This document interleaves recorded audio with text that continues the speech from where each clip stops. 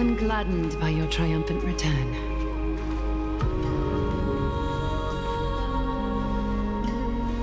But I don't see Castris among your number. It looks like she not only helped me prove my theory, but helped you fulfill your mission as well.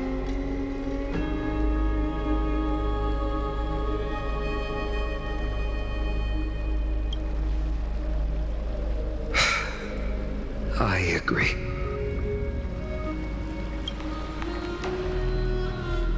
She might not have been able to change her fate, but she still wrote the final verse of her epic herself. Trinin, please recite the prophecy for us. Trailblazer, please surrender that scalding cool flame for us as well. You are the only life she ever saved by her own hand in her 1,000 years on this earth. I believe no one is more qualified for this noble task.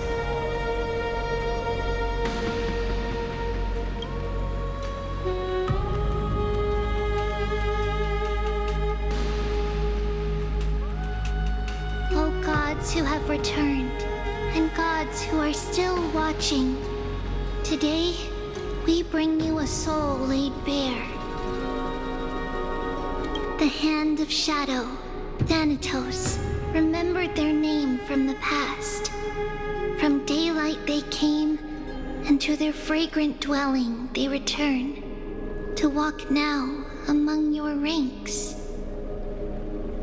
And there was one who joined hands with the Titan, a traveler risen from the dead and reborn among mortal kind.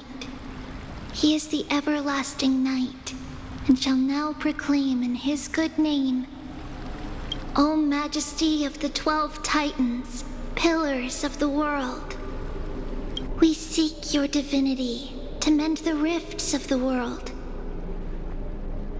Fill our bodies with blood of gold till we wither in willing service to the prophecy. Step forward, trailblazer from beyond the sky, and together with us, surrender the core flame and carve their star into the sky.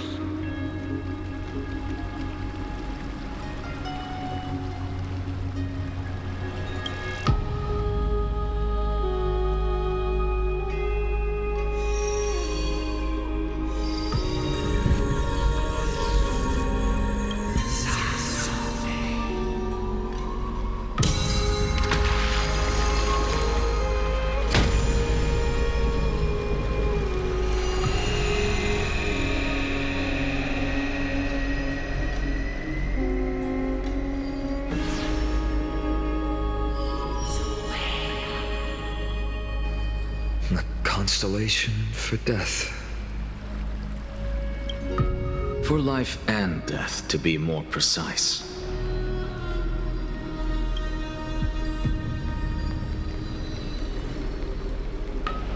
Look, it's...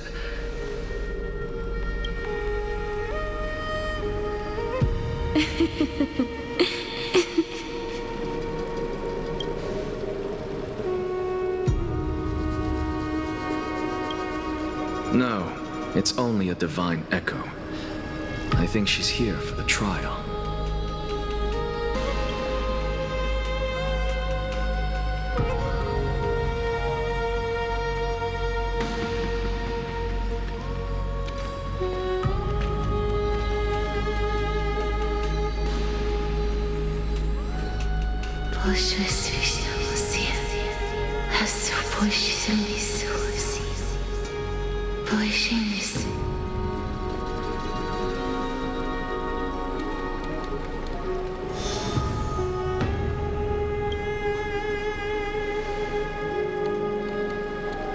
What did she say? That's the language of the Titans. Casterus... No. The Titan. They said... I have illuminated the cold shadow of death. Onwards. For your path to the future is bright and its flame eternal.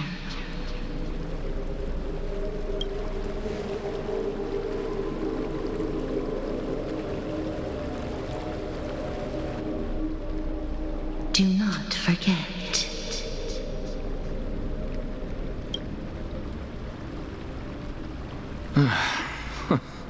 She made quite a scene.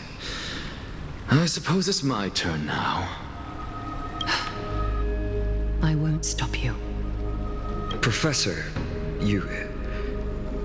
What's with that look? You were present. So, let's get this execution over with. We wouldn't want to bring shame to Akuma's divine laws or keep me from creating a new world. You never change, do you, Professor? I don't understand. If your theory is correct, you'll lose all memories of your past life once you become a Titan. So what's the point of becoming a god? Of course there's a point. Even if I forget who I am, I'll still have my brilliant mind.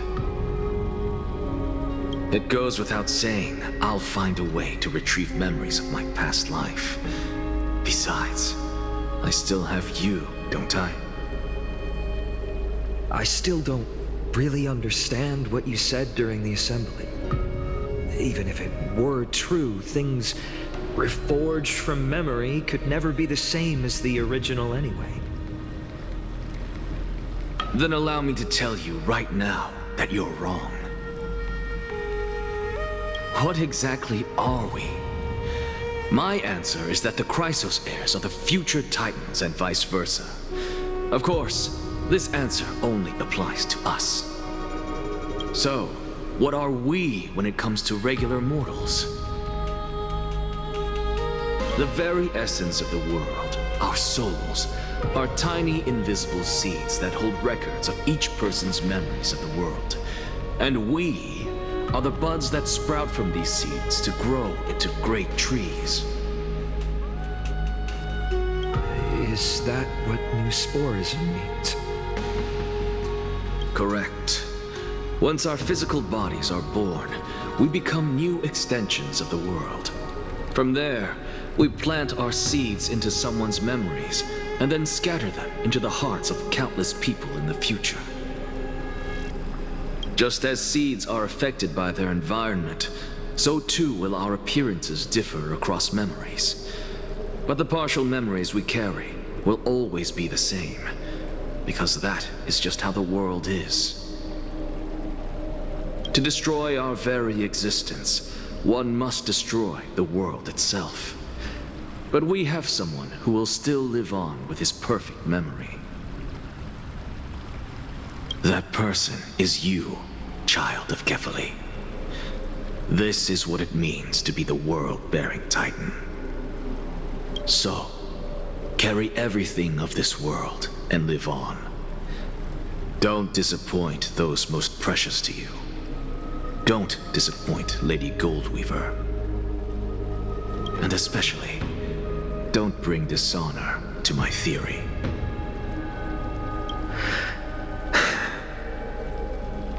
Anaxa, I swear to you, I'll lead everyone to our reunion in the new world. Good. That is all I have to say. Farewell, everyone. May we meet again in the next life. Farewell, great performer. May Circes safeguard your thoughts.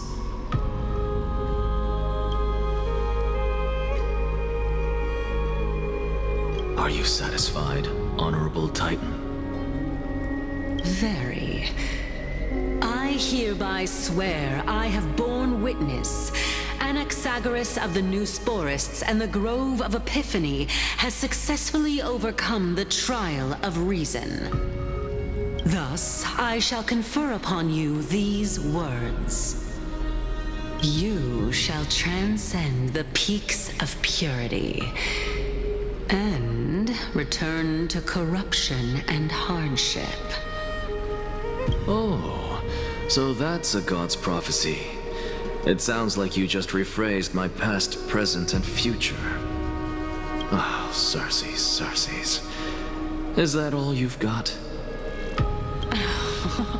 Well, you've already transcended the peaks of purity, and you were never the type to give me any leeway. That is true. But I do still have one question. I knew it. What is it? Maybe we're thinking of the same thing. As you've so boldly stated, we and the world itself live on through the memories of others. If that is the case, whose memories did the very first new spore sprout from? How should I know?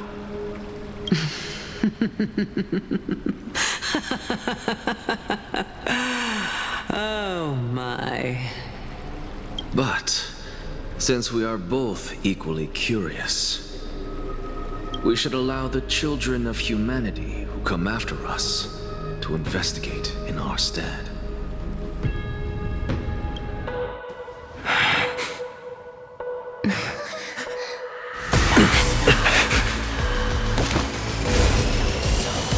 Rejoice, Circes. Sow the seeds of suspicion in the new world with your soul! And now, the objective is complete. That is all.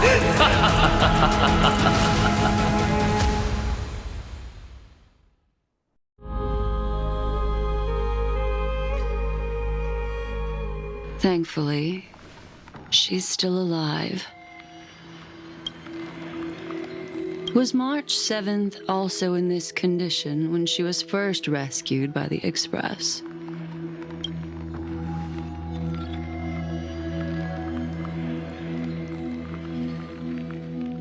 But she still woke up naturally.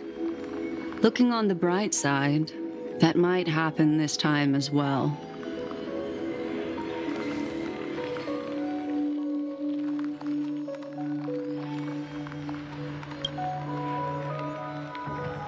I do not have conclusive evidence, but judging by her current condition,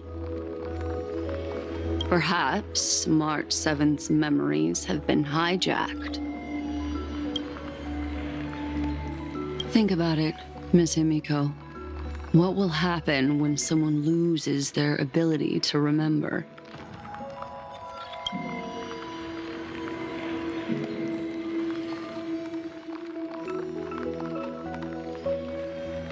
Unfortunately, short-term memory is an entirely different concept from the inability to remember.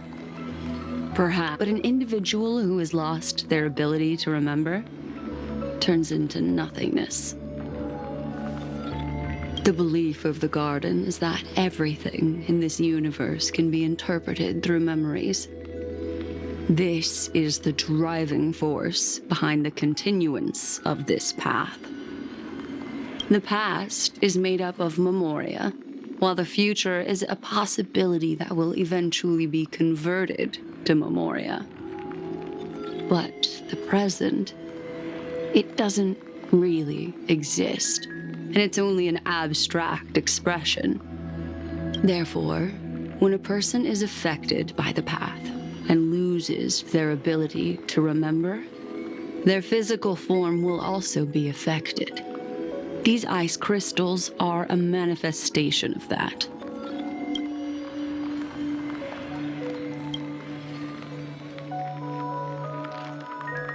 Is Miss Himiko suspicious of me?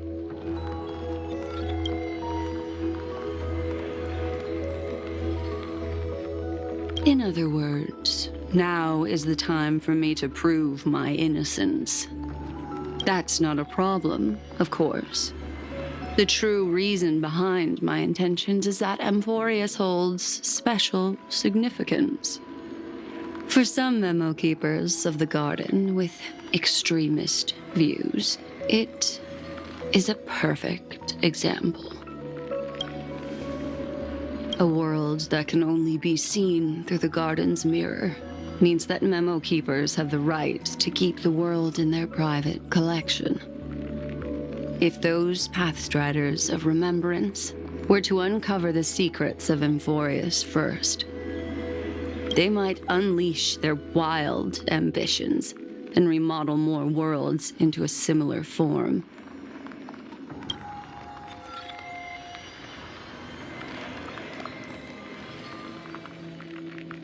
I chose to remain quiet before, because I did not want to involve you in the Garden's internal conflicts.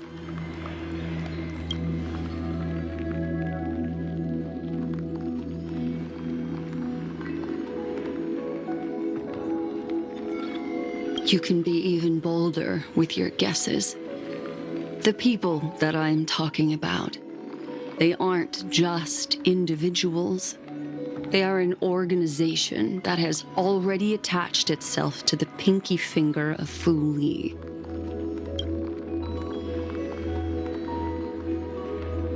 I cannot be certain, but at the very least, they are capable of doing so.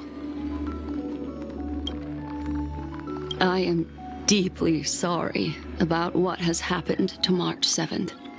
But the deal that I propose still remains a fair one. Amphorius is still an excellent destination, and investigating further might allow us to uncover the truth behind the accident. Miss Himiko, the wisest choice right now is for us to continue cooperating.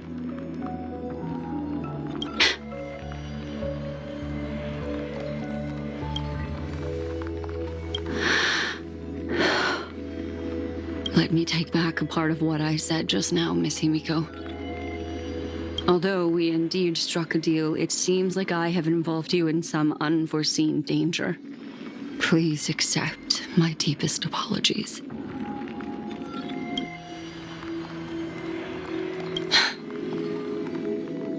It's Fu Li.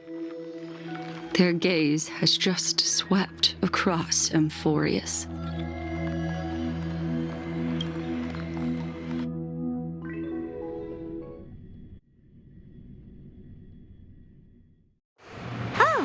Interesting. I never expected a mere memo snatcher to be actually hiding so much inside her head. What's even more interesting is that the word Amphorius has appeared in her subconscious. This lady seems to be having fun. Is she usually like this? It's hard to explain. What are you two whispering about? Has it not occurred to you that I can hear everything clearly? Oh, please pardon me, Madam Herta. Would you mind sharing with us what you've discovered? The ones who need help are the Astral Express. You will have to put up with my methods, even if they are rather unconventional. Let's get back to the topic. By using the fourth mirror, I rummaged through the brain of this memo snatcher and learned a good deal. Not only does this person know of Amphorius, but there are also many memo keepers who are interested in the place. I searched through her consciousness and found the following terms: the Eternal Land, the Rejected Land, and the private collection of the Garden of Recollection. It seems like Miss Black Swan is indeed hiding some things from us. Since I'm not able to find any useful clues from the outside, why don't I personally visit this mysterious Amphorius? You're planning to head to Amphorius yourself? Yes, but not in the flesh like you all foolishly did. See these Herta mirrors? With them, I can project my data spirit entity to any corner of the cosmos through spatial warps, without even needing to leave my room. But of course, these corners of the cosmos must be within the coverage zone of inter-astral peace communications. After all, this is collaborative technology. I see. You do seem like the more indoor type.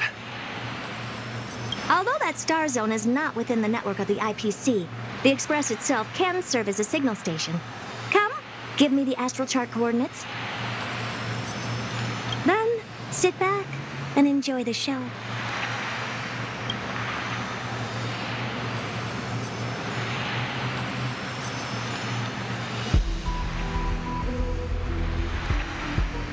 All right, now that everything is ready, mirrors, get to work.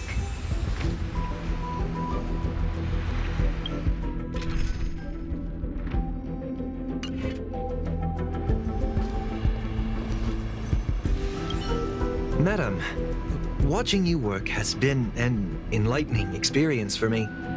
It's hard to imagine that an outstanding scholar like you could maintain such a relaxed manner most of the time.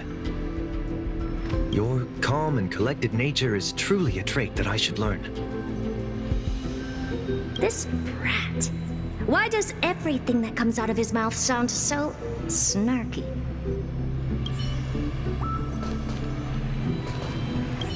Thank you, Madam Herta. Companions are the lifeblood of the Astral Express. When things are settled, we will repay you for all your help. Well, this young man sure is courteous. First mirror, input the coordinates. You'll be in charge of the spatial warp.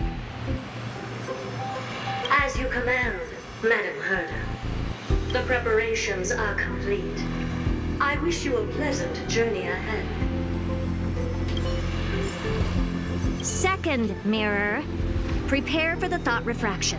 There's still some distance from the Astral Express to the Amphoria's celestial body. You're in charge of sending me over. This time, raise the power to the maximum. Don't be stingy. Oh, okay. I won't fail the mission, Madam Herta. Third mirror, you're in charge of generating the data spirit entity. I'm happy to help, Madam Herta. What kind of appearance are you planning to use this time? Good question. Let me think. Forget it. Just use my own appearance. There's no one there that'll recognize me anyway. As you wish. Fourth mirror, you'll be in charge of... It seems like I have nothing for you. Just stand by and wait for orders. Ah, standing by again. That's so boring. Next time, can you count down from 4 instead?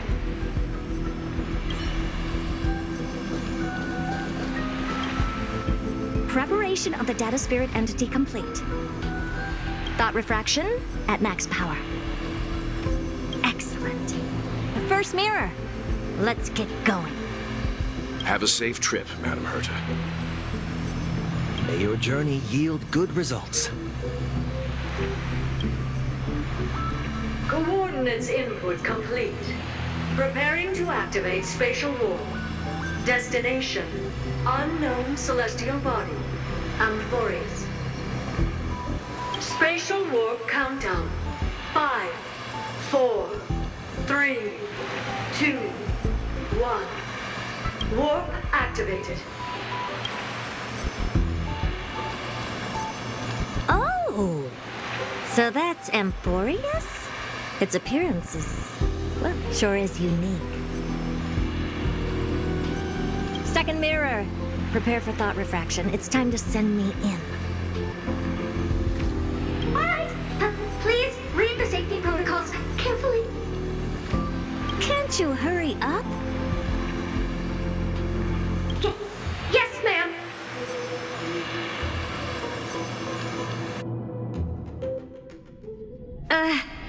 I didn't expect it to be so turbulent. I should have asked the second mirror to use slightly less power. What a magnificent sight! Is this the entrance to Amphorius? let's see. Perhaps I'll be able to find a way in.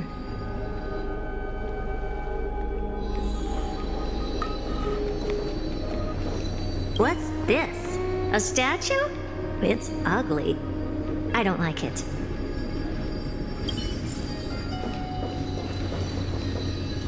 Oh, I finally found your traces. How esteemed must you be for the great Herta to come out personally? When we return, get ready to become free labor for the simulated universe for the rest of your lives. What's this? How creepy. Oh, it moves? Who are you trying to scare? It's either a projection or a fake. There doesn't seem to be much to take note of. Now then, how am I going to get into Amphorius? My deepest apologies, esteemed lady. I'm afraid that you cannot proceed further. Who's there? Your visit, although not part of my calculations, is a pleasant surprise. It's a pity that the preparations are not yet in place to receive you with the hospitality that someone of your status... Are you not going to answer my question? Who are you? I have many identities, and I'm going to have even more in the future. But if you just need a form of address, you can use my common alias. Lycurgus. Lygus. All right, Lygus. But you can't possibly think that I'm just asking for a name, can you? Regrettably, I do not have the authority to share more information. However, standards are always flexible. While not violating the ultimate agreement, I'm able to disclose this piece of information. As you thought, this is the entrance to Amphorius. Now, please, kindly turn back. Amphorius is not a world that you should be involved with, regardless of what kind of magnificent achievements you have accomplished.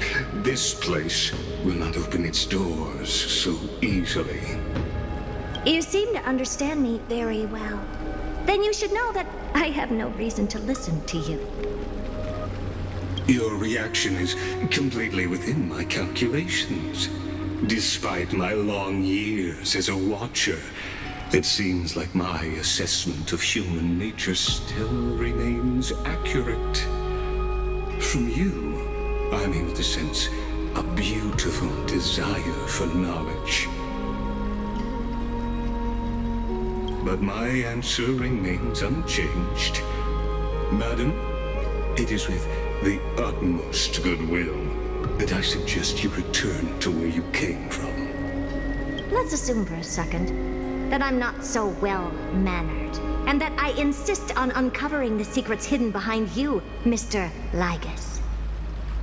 How do you plan to dispel this notion of mine? Within the scope of the ultimate agreement, there are 178,244 logic chains at my disposal to convince you. After filtering through them, I have determined that I only require 3 to attain the results that I desire. Oh? I'm all ears.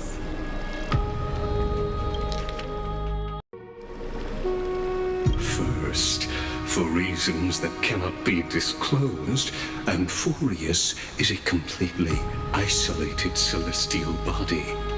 Apart from me, no one else will be able to help you enter. That's not a good argument.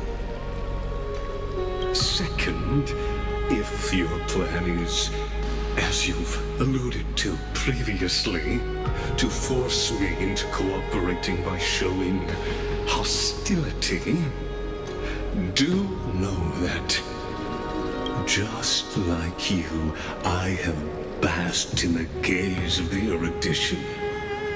I stake my honor and assure you that in the worst-case scenario, our mutual destruction will be inevitable. Oh? No wonder I couldn't find a back door. When I did a scan of our surroundings, the safety protocols on you are comparable to Screwy's. How interesting. I assume that you still wish to hear the third logic chain? Of course. Why wouldn't I? Third, even if you exhaust all your means and find a way to break through, you will surely give up once you understand the consequences of your actions. After all, throughout your long life, as much as you'd hate to admit, your conscience has played a crucial role. What a brazen robot. You think that you can actually understand me through your paltry calculations? But since you put it that way, why don't you tell me what these consequences will be? It concerns the third path that is entangled with Amphorius. A path that you and your friends still very much lack understanding of. The destruction. So, if you ignore my warnings and persist in your ways, you will break the shackles of a Lord Ravager. And when that happens, their fury will engulf the cosmos.